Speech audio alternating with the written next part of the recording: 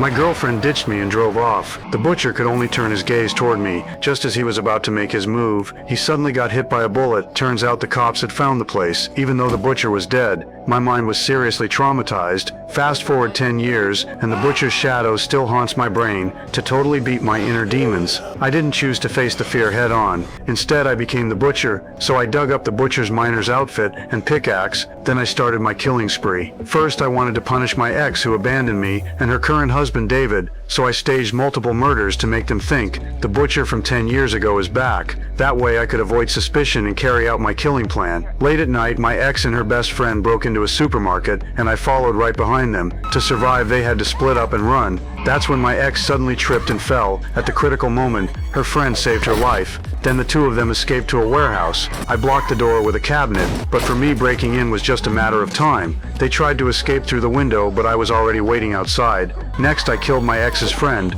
My ex got so scared, she ran toward the door and bumped right into her husband David. Even though I didn't get to kill her this time, I deliberately called her up and told her the butcher from 10 years ago was dead. The current butcher might be her husband in disguise, and the evidence was in the mine from 10 years ago. Then I tricked my ex into getting in the car and planned to take her into the mine to kill her. But after some investigating, her husband immediately called her and told her I was probably the butcher. He also said I had mental issues, but what did it matter if she knew she was going to die by my pickaxe anyway? But just as I was getting excited, she grabbed the steering wheel from me. That caused us to crash. I got knocked out cold, but she got out of the car and quickly called her husband. David told her to head to the cabin in the woods, but as soon as she walked into the cabin, I showed up dressed as the butcher. She didn't suspect I was the butcher though, because only her husband knew about the cabin, so she mistook the butcher for her husband.